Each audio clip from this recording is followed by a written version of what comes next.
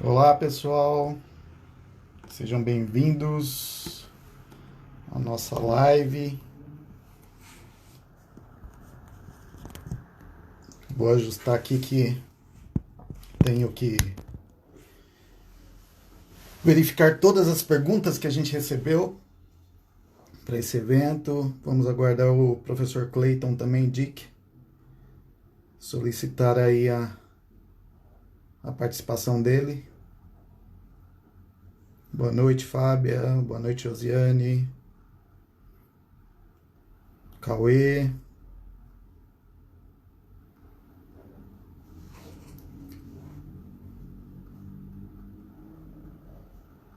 Vamos aguardar aí o professor Clayton.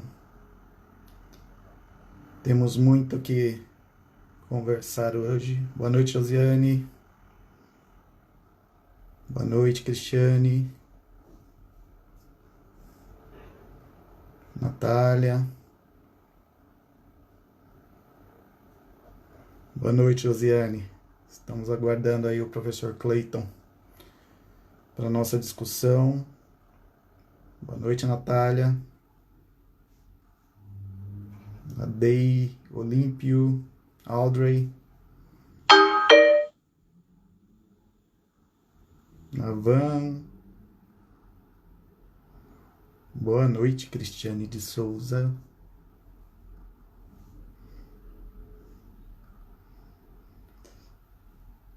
Bom, pessoal, hoje, enquanto o professor Clayton não solicita aí a permissão, vamos. Professor Clayton necessita. Opa, vamos lá.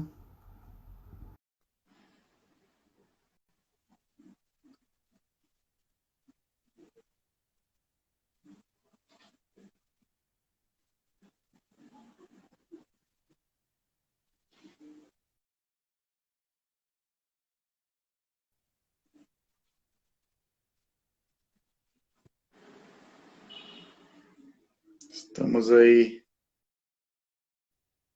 Eu recebi o convite, autorizei, mas acho que caiu a conexão do professor Clayton. Bom, pessoal, a gente tem bastante coisa aí para debater em relação.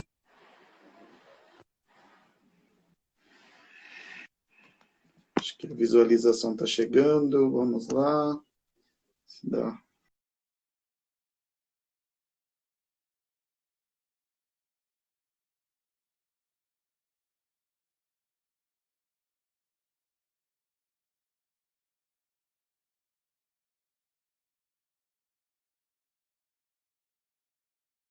Certo agora?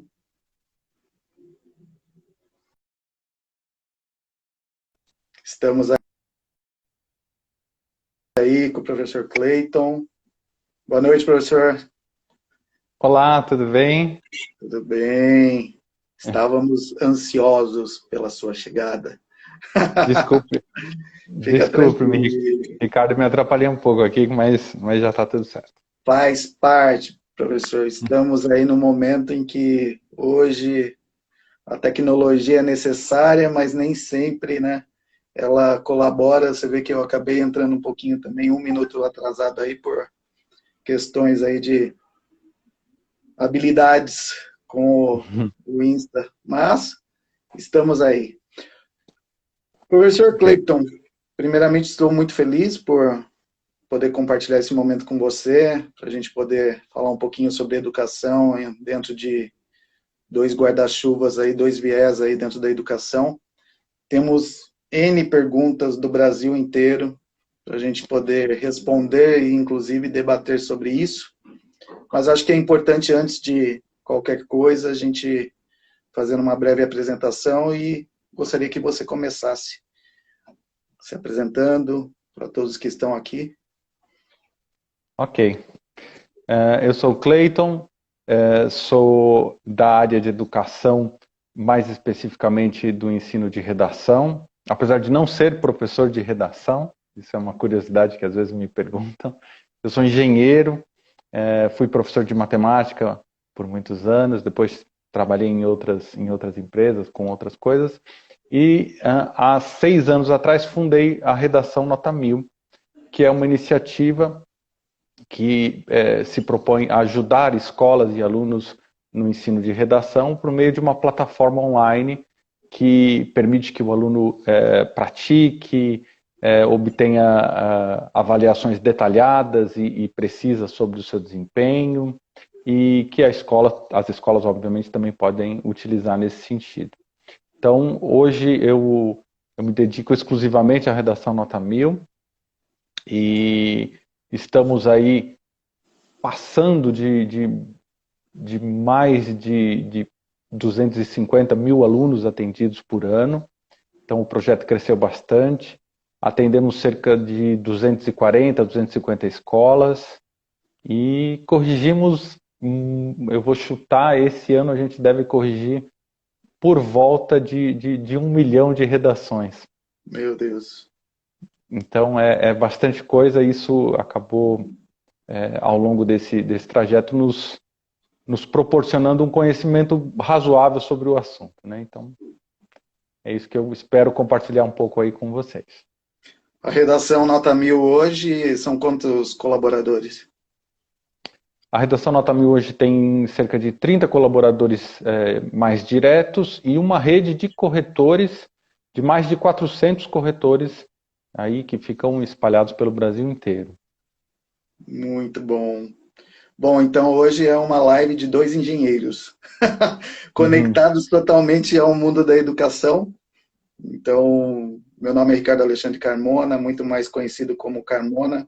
Se perguntar pelo meu nome em qualquer instituição de ensino, principalmente ensino superior, ninguém vai reconhecer pelo nome, e sim pelo sobrenome. Bom, minha formação também, eu sou engenheiro mecatrônico, eu fiz o meu mestrado em engenharia biomédica, e daí acabei me especializando numa pós-graduação de planejamento, implementação e gestão de cursos em EAD. Hoje eu atuo na gestão de uma grande instituição de ensino profissionalizante, faço parte de uma equipe de gestão do Senai São Paulo. Também coordeno cursos de pós-graduação na modalidade presencial e também em EAD. Então, atuo dentro da área de engenharia nos cursos superiores, mas também atuo na área de educação, principalmente falando sobre metodologias ativas e utilização de ferramentas tecnológicas no ambiente de ensino. Então, venho estudando bastante sobre isso. Estudo bastante sobre a questão da revolução, da quarta revolução industrial, que é a indústria 4.0, mas também acompanhada por esse desenvolvimento da sociedade 4.0, sociedade 5.0. Então, muito relacionada à questão de conceitos, mas também de aplicabilidade, que a gente vê no nosso dia a dia. Tenho uma experiência e um estreitamento também com a rede pública de São Paulo, devido à minha esposa, que está, inclusive, fazendo parte dessa live, que ela faz a gestão hoje de um dos produtos da Prefeitura de São Paulo, que é a Unicel. Então, a gente está bem próximo da realidade e, graças a Deus, a gente tem a experiência de bons cases também, que diante de tanta informação negativa, né, de tanta falta aí dentro da educação pública de recursos, a gente acaba verificando que existem bons cases também. Então, tenhamos uma boa live, professor, e eu acho que seria legal a gente intercalar, né, esses questionamentos das pessoas aí pelo Brasil, a gente se balizar, né, e se orientar na nossa live diante desses questionamentos. Tudo bem? Legal, perfeito. Bom, tem a pergunta da Ilza, da Escola Municipal Lino Gideão, de Quirinópolis, Goiás. Ela pergunta sobre a questão de como funciona a orientação, né, dentro de um trabalho de redação online. A orientação, bom, deixa eu ver por onde eu começo, né? No trabalho de produção de redação online, a gente tem algumas etapas, desde a seleção do tema, depois a conversa com os alunos para que eles entendam a proposta, o que se pede, o acompanhamento dos textos, né, das produções, e finalmente a correção e a avaliação. Esse é o ciclo de produção de redação como um todo. Quando a gente trabalha online, é importante, eu acredito, utilizar uma ferramenta que ajude nesse processo, né, no controle desse processo, seja na escolha dos gêneros textuais que vão ser trabalhados, né? Por exemplo, eu posso trabalhar com uma dissertação, com uma crônica, com uma narrativa. Então, eu preciso delimitar muito bem o que vai ser trabalhado, escolher um tema adequado e depois acompanhar esse fluxo de produção dos alunos, né? Entender se os alunos compreenderam a proposta, se restou alguma dúvida, alguma coisa precisa ser esclarecida, até o ponto onde eles entregam os textos e recebem as suas devolutivas. Então, todo o ciclo de produção de texto, né, que antes era muito dependente do papel, então a gente se lembra, né, de fazer redações, entregar aquela folha de papel para o professor, esperar que depois de 20, às vezes mais tempo, né, os professores muito ocupados, obviamente, com correção de muitas redações, retornavam com uma nota e alguns comentários. Hoje a gente tem algumas ferramentas que possibilitam que se faça isso de uma maneira bastante mais ágil e estruturada, como é a própria redação Nota 1000. Uma das propostas da ferramenta é justamente essa de ajudar nesse fluxo de aplicação e correção de redação para que o aluno tenha no final uma bela devolutiva e com isso se encerre o ciclo da produção textual, né? Então, hoje tem ferramentas, a Redação Nota 1000 é uma ferramenta que acompanha todo esse processo e é relativamente fácil de usar, né? Eu acho que, principalmente em tempos de pandemia, não se pode mais depender aí muito da questão do papel, então é talvez uma boa oportunidade de se experimentar plataforma como a nossa. Então é uma bela colaboração entre tecnologia e pessoas, capital humano, dentro desse processo. Sim, sim, né? É bom esclarecer também, professor, que a correção de redação ela é muito humana. A gente tem alguns recursos de automação, por exemplo, que ajudam a identificar falhas e coisas do tipo, mas é importantíssimo, e eu acho que sempre vai ser, um olhar humano sobre o texto de um aluno, para que ele compreenda de uma maneira bem melhor o que ele precisa fazer, o que pode ser melhorado, como ele pode trabalhar melhor a sua escrita, né? Então, no ensino de redação, a gente tem essa conjunção de tecnologia e humano funcionando sempre muito melhor do que um desses dois sozinhos, né? Perfeito. Ficou bastante claro. Maravilha. Bom, tem um questionamento aqui da professora Simone Santos, de Recife, da Escola Governador Miguel Arraes de Alencar. De que forma será conduzido o protagonismo através de novos modelos de educação, principalmente desenvolvendo soft e hard skills? Essa questão do protagonismo, né, cada vez mais do aluno sendo o protagonista do processo, e até parece muito bonito, né, dentro de uma teoria, e dentro da prática existem aí diversas barreiras para a gente poder trabalhar tanto o conceito, as habilidades e competências, né, socioemocionais, que seriam as soft skills, como as habilidades e competências técnicas relacionadas à utilização de tecnologia, de TI, e as diversas tecnologias, não somente no mundo da educação, mas no nosso dia a dia, dentro de uma sociedade em plena evolução.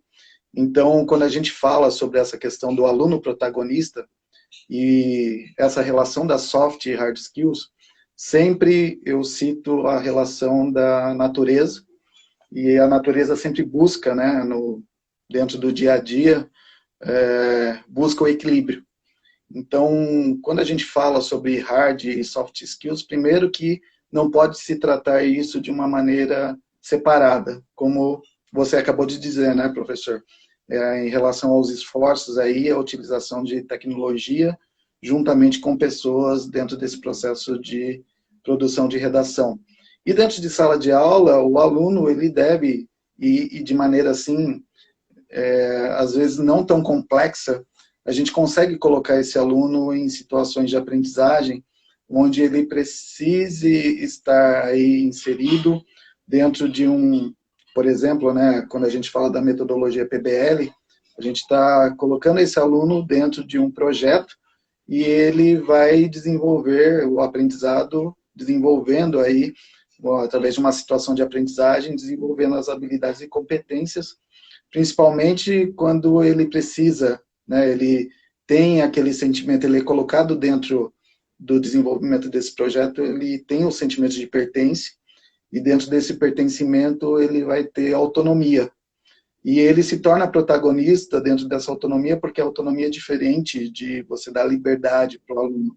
A autonomia, ele tem responsabilidade, a autonomia, ele sabe que ele tem um posicionamento dentro daquela situação, e dentro desse posicionamento ele tem, né, um valor, e logicamente que ele vai, dentro da responsabilidade, poder desenvolver aí a solução para aquela situação, mas de maneira colaborativa, desenvolvendo a empatia, principalmente essa questão, né, das novas gerações, de ter dificuldade aí de escutar, né, e está muito mais, né, a relação do falar aí, argumentar, às vezes, né, com fundamentação, às vezes não. Então, tudo isso você consegue desenvolver com o aluno, e o professor, ele não perde a função dele dentro de sala de aula, ele é um mediador, ele vai muito mais, vamos dizer assim, exercer a liderança dentro de sala de aula, e isso não faz com que o valor dele seja menor dentro de sala de aula, dentro do processo de ensino-aprendizagem. Eu creio que seja muito mais ainda relevante, porque mediar, liderar, ele precisa ter conhecimento tanto de soft e hard skills, principalmente de soft, para poder lidar com todo o alunado ali dentro do processo de ensino-aprendizagem. Até mesmo, né, professor, hoje a gente, falando de curso da nossa área de engenharia, né, requer muito a gente trabalhar com essa questão de soft skills, né, porque o próprio sistema forma desde a base muito mais aquela relação do posicionamento do professor dentro de sala de aula, sendo ele o protagonista, né? E quando a gente pega aí alunos de ensino médio, alunos de curso superior, a gente acaba verificando que falta muito essa questão do desenvolvimento aí de soft skills neles. Bom, professor, vamos para a próxima. A professora Pamela de Oliveira, do Colégio Projeção de Brasília, a professora Marluce, da Escola Centro Educacional Califórnia, e o vice-diretor o nome dele é Jean Márcio de Oliveira, do Colégio Estadual Imaculada Conceição, de Araci, Bahia. A pergunta dos três está baseada diretamente que como auxiliar na montagem de uma rotina de estudos que possibilite a vontade de fazer redações. Como incentivar o aluno a escrever uma redação em tempos de quarentena, como motivar os alunos a escreverem redação. Então, está toda essa questão do auxílio e da motivação desses alunos aí, primeiramente dentro desse contexto da pandemia, e segundo, dentro desse processo da escrita de redação. Legal. Eu acho que o primeiro estímulo que a escola e o professor pode dar para o aluno para a escrita de redação é a segurança de que ele vai ter uma devolutiva esclarecedora, detalhada, que permita que ele compreenda exatamente o que aconteceu com o texto dele e eventualmente critique também, né, essa avaliação, mas que ele possa encontrar os caminhos de melhora. Quando a gente escreve alguma coisa ou executa uma atividade escolar e não tem uma devolutiva rica, eu sempre corro o risco de cair no desinteresse dos alunos, né? Porque se eu produzo aquilo, mas não tenho depois esse feedback, esse retorno, isso também acontece no mundo do trabalho, né? Se a gente trabalha e não sabe o que está acontecendo não tem feedback, a gente perde o interesse naturalmente, a gente perde a vontade de continuar investindo tempo e pensamento naquilo. Então, a redação funciona muito assim. A gente percebe que quando o aluno começa a trabalhar com devolutivas bem detalhadas, bem esclarecedoras, ele naturalmente começa a se interessar mais em produzir os textos. É claro, especialmente aqueles alunos que têm interesse no próprio desenvolvimento, né?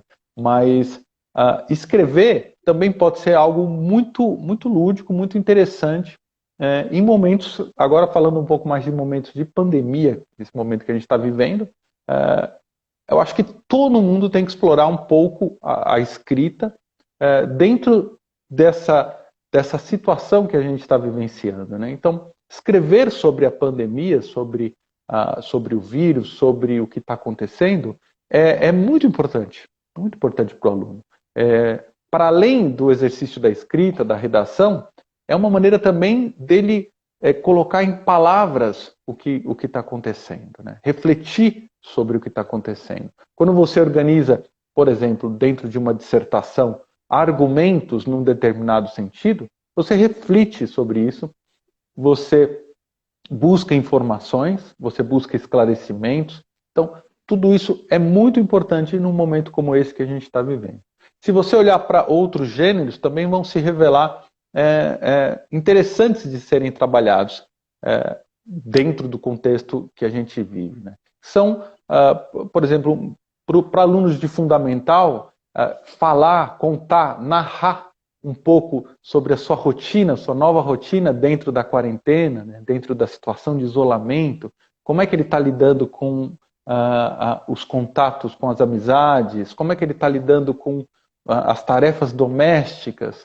Então, tudo isso pode ser explorado de maneira riquíssima em tempos de pandemia e, além de ser interessante para a escrita, também é interessante como uma maneira do aluno colocar em palavras o que ele tá vivendo, né? Isso tudo acompanhado de uma devolutiva bacana, eu acho que é o caminho para despertar esse interesse, para trazer os alunos para a parte prazerosa da escrita, né? Que é fora daquilo da tarefa de, poxa, eu tenho que escrever, é um saco.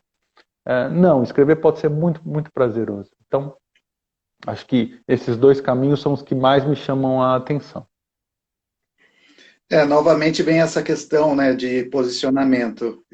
Precisa existir aí uma forma de liderança, e aí a gente vai para o mundo corporativo, o mundo da educação, porque se você não tiver um propósito dentro dentro desse propósito, né, uma orientação, e aí vem, né, justamente essa questão também dentro não somente da pandemia, mas a gente acaba verificando também que, devido até mesmo a essa questão da formação mais conservadora e presencial, né, tirando aí essa questão de ensino que a gente vai acabar, não tem como a gente escapar mais do ensino híbrido, né? Seria justamente a gente trabalhar de maneira presencial, mas também utilizar dessas ferramentas para trabalhar de maneira não somente no ensino à distância, mas utilizando ferramentas aí de tecnologia para isso. A gente acaba verificando, se não tiver um propósito muito bem estabelecido e não existir aí uma liderança em relação, inclusive, à metodologia, né, uma metodologia bem planejada, bem desenvolvida, fica muito difícil. Mas quando você tem algo muito bem estruturado, isso acaba se tornando aí... bem da situação da própria sociedade, né? Você acabar trabalhando com a resiliência e muitos não estão preparados também com isso, porque você precisa, sim, ter todos os recursos, mas precisa, do outro lado, ter uma pessoa também que saiba reconhecer que ela tem um papel e que ela precisa encarar esse desafio, né, de uma maneira o mais positiva possível. E isso acaba ficando... Pode falar, professor.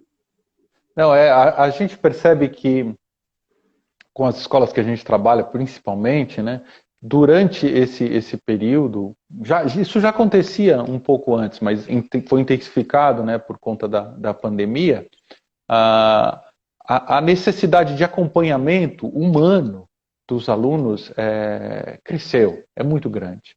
Então você pensa, poxa, mas que coisa, a gente coloca mais tecnologia e precisa de mais gente?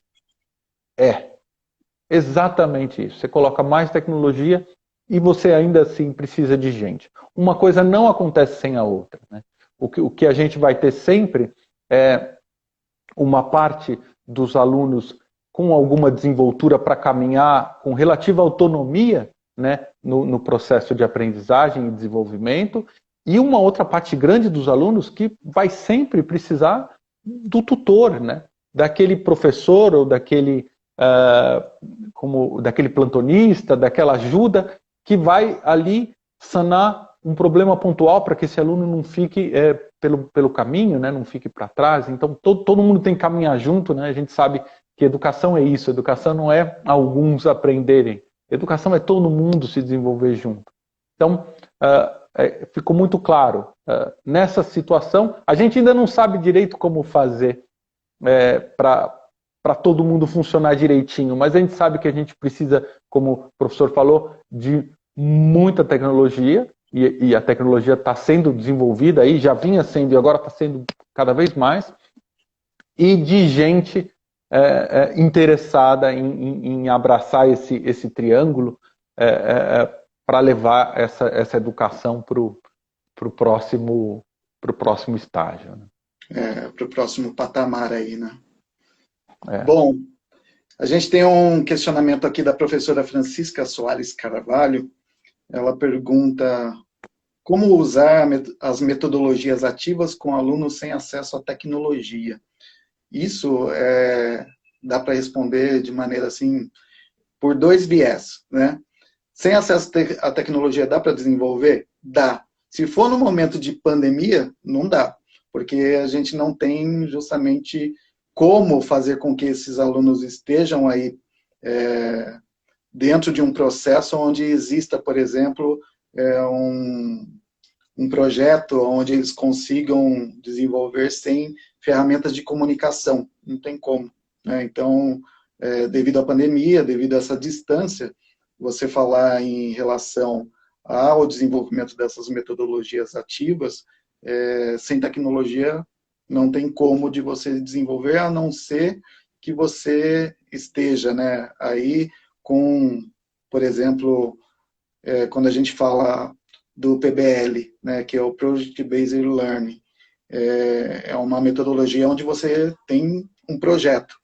Se você for desenvolver esse projeto de maneira colaborativa, dentro de sala de aula, tirando esse momento de pandemia, você não precisa de tecnologia nenhuma. Se você tiver proposto dentro desse projeto, eles desenvolverem, por exemplo, utilizando materiais recicláveis, você não precisa de nenhum computador, você não precisa de nenhum tablet naquele momento ali para eles desenvolverem um projeto, por exemplo, de montar um braço mecatrônico com latinhas de refrigerante, com garrafas PETs. Não, é um momento em que ele vai ter que pensar, vai ter que esboçar, ele pode esboçar utilizando um papel, e vai ter uma discussão entre a equipe ali, e todos vão colocar ali, vamos dizer, organizar qual é a metodologia de construção. Mas, no momento que a gente está passando, não tem como a gente fazer isso, se não existir um mínimo de tecnologia, né, para você poder desenvolver metodologia ativa com alunos sem utilizar tecnologia. Para este momento, não tem como. Não há. Mas a questão que ela colocou não foi relacionada à pandemia, foi justamente fazendo essa ligação de tecnologia com metodologia ativa, e nem sempre é necessário. Lógico, se você tem, né, a disponibilidade, é maravilhoso. Você desenvolve aí diversos tipos de metodologia ativa, sala invertida, você consegue desenvolver assim, peer instruction, você consegue desenvolver assim de maneira maravilhosa com esses alunos, né? E assim, cada vez mais a gente vem verificando que existem plataformas.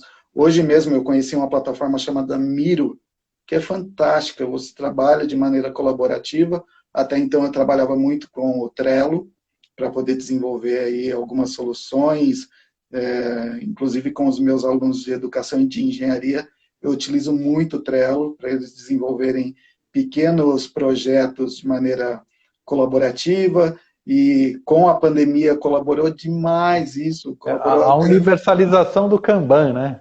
Sim. Trello é sensacional.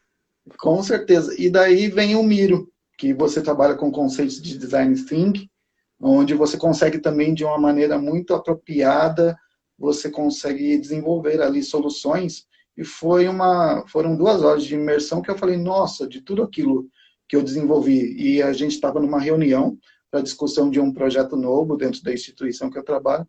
Eu enxerguei ali diversos viés para você poder trabalhar com o aluno também, utilizando aquela ferramenta. Então fica até a dica aí para vocês, quem não conhece o Miro, entra lá, www.miro.com, que fantástico, uma ferramenta colaborativa também, que inclusive tem recursos de você montar reuniões na própria plataforma para poder desenvolver projetos. Muito bacana. Vamos para a próxima, professor? Vamos lá. Professor Dorinei Leonardo, do Colégio Elo, Formação Integral de Jacarezinho, Paraná. Escrita do texto em tempos de pandemia deve ser manuscrita ou digitada, pela dificuldade de leitura online? Olha, eu acho que pode ser das 2 maneiras. O ideal até, a gente recomenda que seja alternado, né? Escrever hoje no celular ou no computador, digitando, é muito prático, muito interessante para desenvolver uma série de habilidades, né, no universo da escrita, mas falta, em alguma medida, o exercício da escrita manual. Então, o que a gente recomenda é que o aluno faça redações digitadas e, intercaladamente, redações manuscritas também. Então, se estiver trabalhando com uma plataforma como a nossa, isso é perfeitamente possível. Os alunos podem digitar seus textos na tela que for. Se for numa tela de celular, o aluno tem um indicador do tamanho do parágrafo, para que ele não se perca, né, para que ele, em algum momento, dê um enter ali, não faça um parágrafo muito fora de tamanho. Então, ele pode até escrever a redação no celular ou no computador. E ele também pode escrever a redação numa folha, fotografá-la pelo aplicativo, pelo site e enviar essa imagem para correção. A leitura, aí, por parte do corretor, a qualidade dessa imagem que o aluno fez, que o aluno tirou. Mas o que acontece é que quando está ilegível por alguma razão, tremeu, alguma coisa assim, o corretor devolve a redação e pede para o aluno reenviar, tirando uma foto com cuidado para que ela não saia ruim. Então, hoje na plataforma, uma curiosidade, né? A gente tem aí, falando nesse quase 1 milhão de redações que a gente deve chegar no final do ano, a gente tem uma proporção bem dividida. Tem mais ou menos metade dessas redações digitadas e outra metade manuscrita. Quando a gente fala do ensino fundamental, aí a gente recomenda um pouco mais de ênfase na redação manuscrita, porque esses alunos ainda estão num outro momento, então é importante eles exercerem a escrita manual mesmo. Mas acho que a resposta é essa, dá para se trabalhar com os 2 formatos. E tem um outro recurso que eu acho interessante comentar, que é o recurso de reescrita. O recurso de reescrita permite que o aluno receba a devolutiva, a correção, e a partir desta correção, ele reescreva ou ajuste o seu texto, né, buscando melhorar cada um dos quesitos, cada um dos critérios avaliados. Então, se eu fui mal em pontuação, por exemplo, eu vou buscar resolver os problemas de vírgula ou de alguma outra pontuação. Se eu fui mal em progressão textual, o corretor vai me orientar também, vai falar, tenta fazer assim para melhorar a progressão. Eu vou buscar essas melhorias no meu próprio texto, envio de novo, e isso vai para o mesmo corretor, né? Falando de um processo que a gente tem na plataforma. Perfeito. O corretor vai olhar e vai fazer uma comparação, vai falar, poxa, o Carmona conseguiu melhorar isso aqui, então eu vou puxar para cá essa nota. Isso aqui melhorou, isso aqui ficou igual, ele não conseguiu. Isso vai gerar um laudo comparativo da redação A e da redação B. Então, um aluno, por exemplo, que tirou 500 pontos numa primeira escrita, numa reescrita ele pode subir para 700, 750. Isso tem um efeito fantástico na estima desse aluno, né? Porque ele entende que ele pode escrever uma redação com uma pontuação maior, só depende dele, e ele, como ajustador ou como corretor dos próprios erros, também vai ter muito menos probabilidade de errar novamente aquele mesmo problema. Então, a gente vê hoje na reescrita uma ferramenta poderosíssima para desenvolver rapidamente aí a qualidade dos textos dos alunos. Eu não vou colocar uma pergunta para mim, porque chegou uma pergunta aqui do professor Nando Gava, que está aí com a gente, que eu achei muito bacana essa pergunta dele e é destinada para você. É o seguinte, vamos lá. Eu abri aqui, agora vamos lá. A redação do Enem se tornou muito mecanizada. Como trabalhar a escrita sem cair nesse mecanicismo? Eu achei muito bacana essa questão aí do professor. Como a gente foge disso? Eu acho que tem duas coisas. Primeiro, né, depende do objetivo.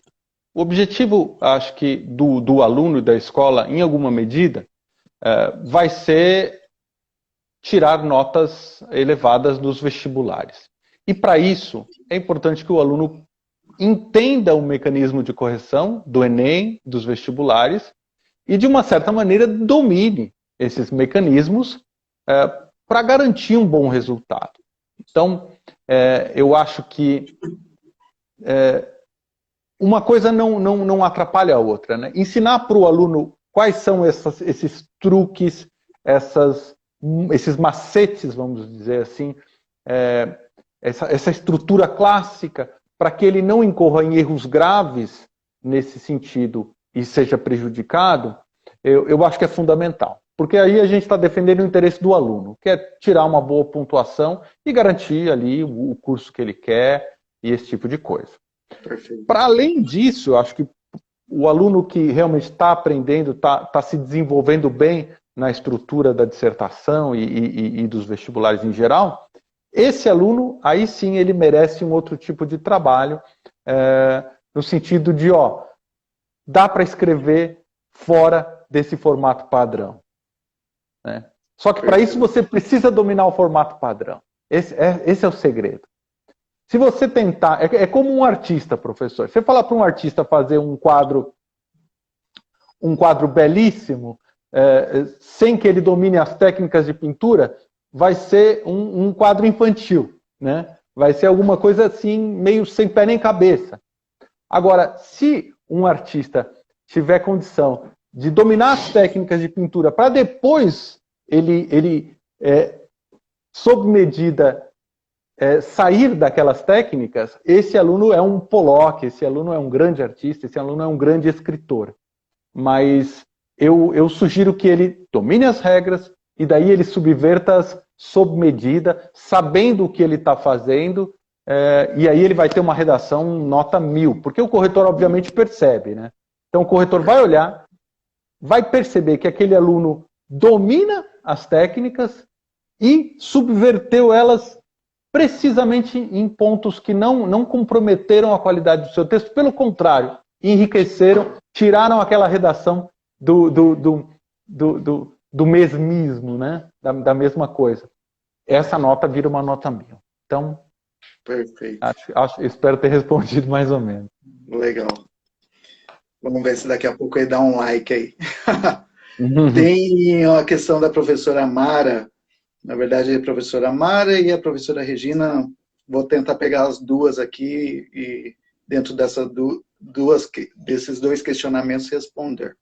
Professora Mara da Escola Dr. Roberto Cardoso e a professora Regina da Faculdade Inesp, Jacarezinho, São Paulo. Como utilizar um modelo híbrido na educação e o que nos favorece? como manter o aluno atento nas aulas virtuais, né? Então, vamos lá. Em relação ao ensino híbrido, né, esse modelo híbrido de educação. Primeiro, né, como utilizar. Novamente vem essa relação do equilíbrio.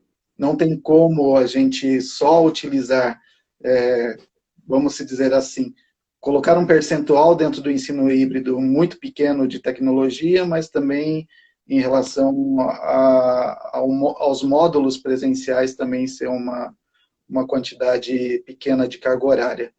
Eu creio que deva existir o equilíbrio e até mesmo, né, o próprio nome diz, o híbrido não quer dizer que somente existirá um módulo presencial e somente existirá o ensino à distância, né? Na verdade, existem os momentos em que esse aluno estará mesmo presencialmente utilizando de tecnologia para isso.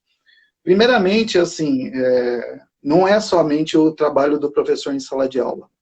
Tem muitas instituições que dizem que estão trabalhando com ensino híbrido, mas vem da própria gestão, primeiramente, uma deficiência aí e até mesmo conhecimento dentro da estrutura do ensino híbrido, e com isso traz aí problemas sérios em questão de gestão, orientação e, inclusive, preparação do corpo docente. E quando a gente fala que o corpo docente não está preparado, novamente, não existe um posicionamento, não existe um propósito muito bem estruturado, acaba surtindo um efeito no aluno em sala de aula, no aluno utilizando uma ferramenta. Qual que é o grande problema hoje que nós temos, né? Partindo um pouquinho para essa questão de manter o aluno em aula atento, esse aluno atento em aulas virtuais. Primeiro que ninguém estava preparado para utilizar esse tipo de ferramenta do dia para a noite. Ninguém foi preparado para isso. O aluno, dependendo de algumas instituições, ele é colocado aí numa carga horária muito grande diária, utilizando somente plataformas de ambientes virtuais de aprendizagem, plataformas aí que, por mais que sejam plataformas que colaboram com essa questão do desenvolvimento, né, de algumas habilidades, principalmente voltada a essa questão do trabalho de maneira colaborativa, existe uma saturação. Não tem quem aguente utilizar somente de tecnologia sem existir momentos aí que você possa, né, estabelecer um contato mais próximo com o docente, até mesmo no nosso dia a dia, né? Existe o equilíbrio hoje que a gente estabelece dentro de uma carga horária diária de trabalho, que você utiliza, assim, de tecnologia em certos momentos, mas tem certos momentos que você tem que dar uma parada e, naquele momento, fazer um rascunho, fazer um esquemático num caderno, parar para pensar um pouco, fazer a leitura de um documento, que é necessário, né, esses momentos são necessários. Então, de que maneira, né, a gente pode utilizar isso a nosso favor, o ensino híbrido? Novamente, tendo equilíbrio, existindo um planejamento para as aulas, para todos os módulos, inclusive, né, trabalhar muito com essa questão da transdisciplinaridade, ou seja, os docentes, né, trabalharem em conjunto dentro de projetos, por exemplo, que possam, né, permear essas áreas e eles trabalharem de maneira colaborativa também, para já trazer o exemplo para o aluno, né, no desenvolvimento desses projetos. Então, em cadeia, é um processo que deve ser estabelecido e deve existir um mindset, né, um mindset proposto em relação, principalmente, à gestão, porque a gestão, se não tratar, né, o seu corpo docente de maneira estratégica, onde exista aí, novamente, esse posicionamento, esse planejamento para poder executar, se não tiver bem estruturado, não vai conseguir alcançar a motivação desse aluno, a atenção desse aluno, ela não vai conseguir ser alcançada em sua plenitude. Plenitude, eu acho que nunca vai ser alcançado, mas dentro da maior, vamos dizer aí, da maior assertividade dentro desse processo. Concorda, professor? Totalmente. Bom, vamos lá. Tem mais uma aqui. O que fazer para surpreender nas aulas de redação? Clauber José, ele é diretor da ETEC. Fernando Febeliano da Costa de Piracicaba. Ele vem e faz esse questionamento. O que fazer para surpreender nas aulas de redação? Bom, eu acho que, de novo, é preciso resgatar ou desenvolver o prazer pela escrita, né? O prazer pela redação. E isso começa com um processo de produção textual que envolva uma devolutiva detalhada, bem feita, minuciosa. Acho que esse é o primeiro passo. Sem isso, dificilmente a gente vai trazer os alunos para essa parte de escrita com o coração aberto, com vontade de escrever, enfim. Isto posto, eu acho que daí tem algumas maneiras de tornar o processo mais interessante.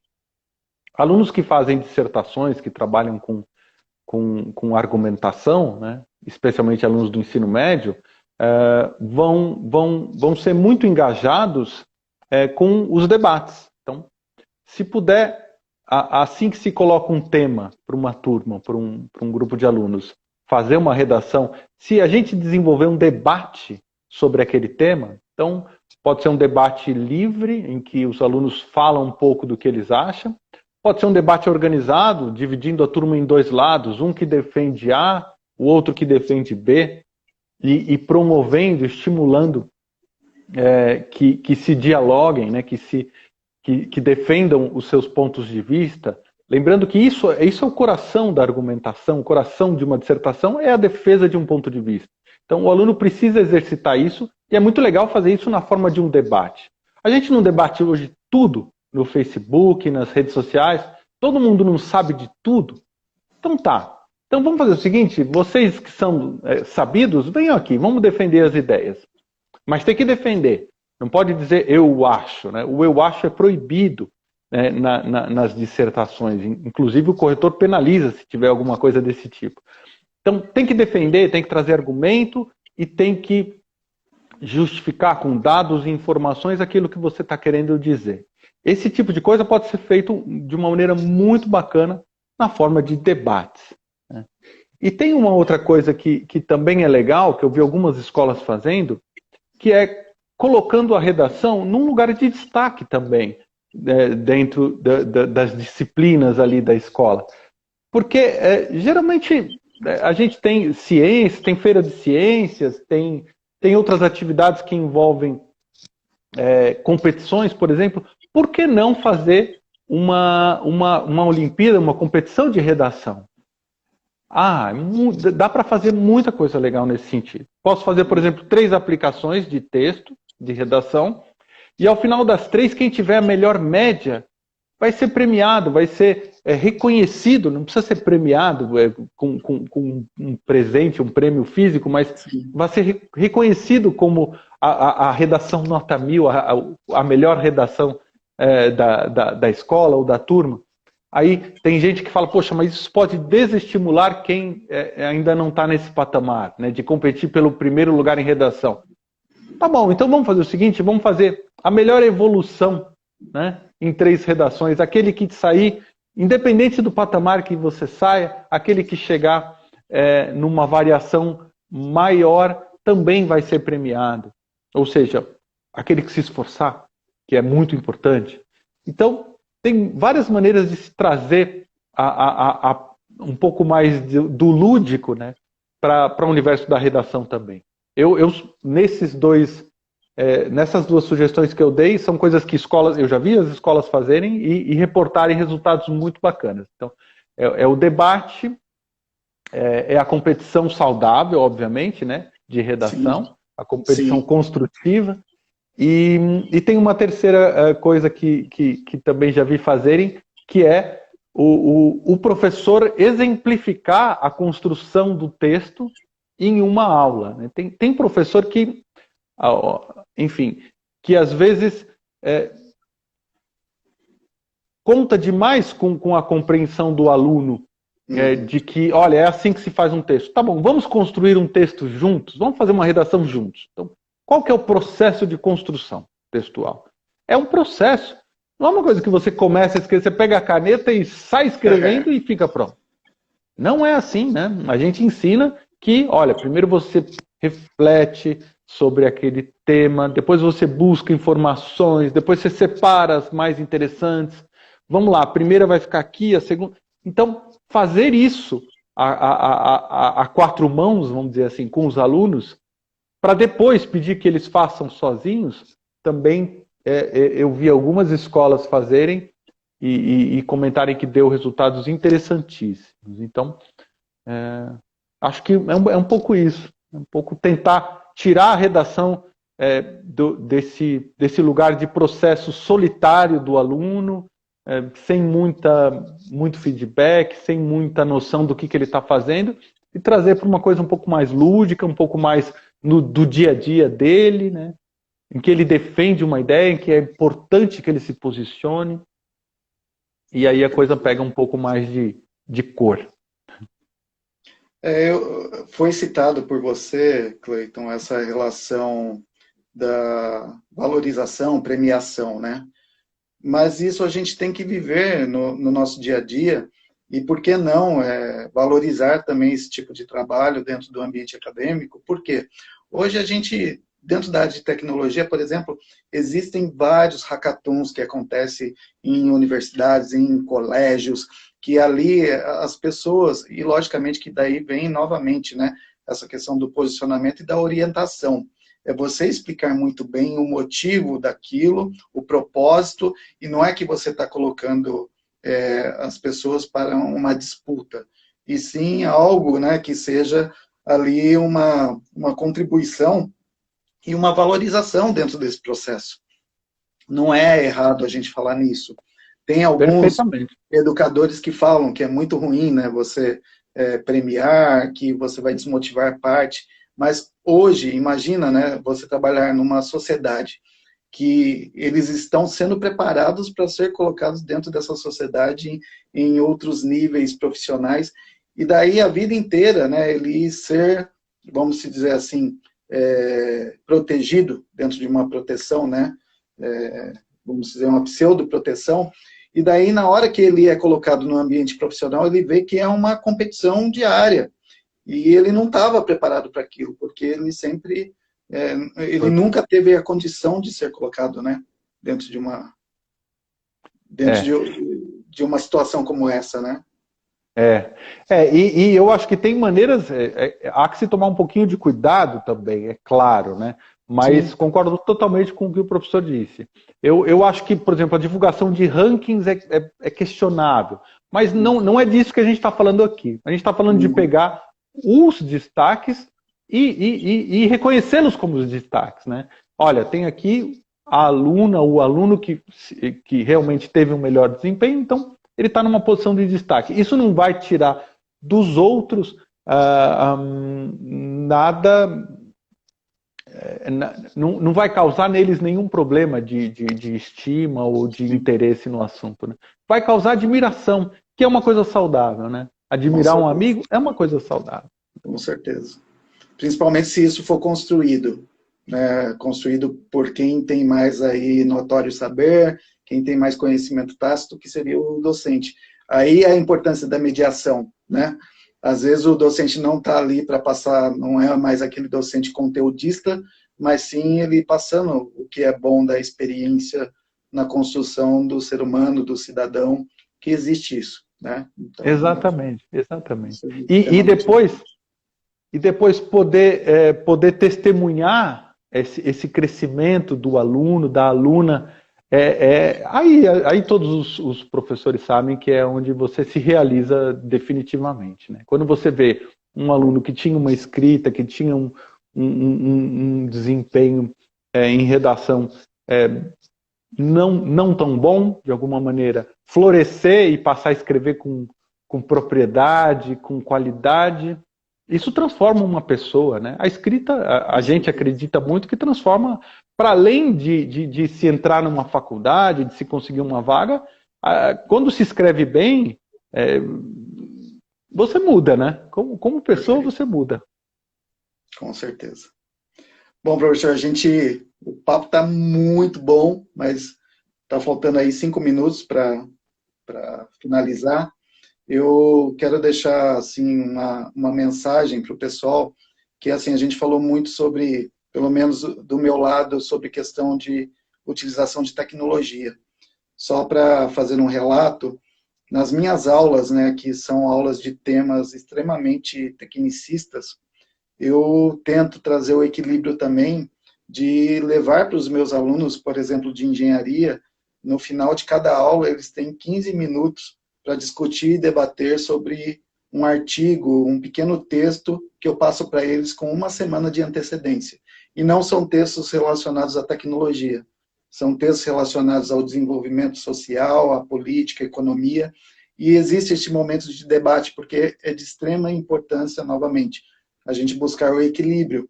E falta muito, o aluno de engenharia, ele pensa, né, que como a formação dos engenheiros aí, pegando algumas décadas aí, que eram formações extremamente técnicas, onde não se desenvolvia nada de soft skills, né, e a gente acabou sofrendo muito com isso, porque a gente teve que aprender no dia a dia, né, da vida. E hoje a gente consegue fazer isso com os nossos alunos em sala de aula, novamente buscando o equilíbrio. Eu acho que perdeu a conexão com o professor. Vamos aguardar voltar a conexão para a gente ir.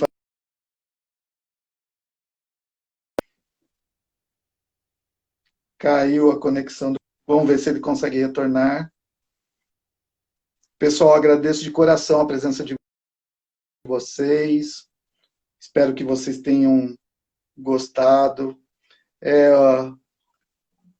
Ribar Vaz agradecendo pelas reflexões, mas também não são somente reflexões, são experiências também que a gente tem no nosso dia a dia. E assim, pessoal, por mais que tenhamos diversas notícias e... Opa, voltando. Vamos voltar. Vamos ver se o professor consegue retornar. Aí, voltou. Olá, acho que eu caí.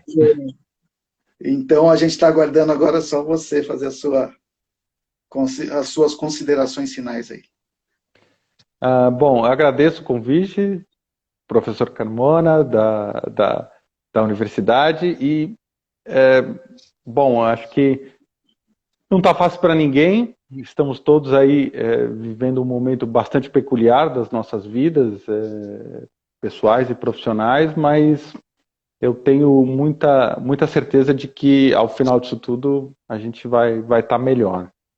Então, contem conosco, a redação Nota 1000 está aí também para ajudar quem precisar, né, nesse universo da escrita, da redação. E até a próxima. Tem o senhor não, você, Cleiton, você ia falar sobre o livro? Sobre o livro, o sorteio? Isso. Eu não... Acho que não me falaram nada. Acho que vai ficar para amanhã, né? Pelo jeito, no próprio Insta mesmo da USCIS, acho que sai aí alguma informação referente a isso.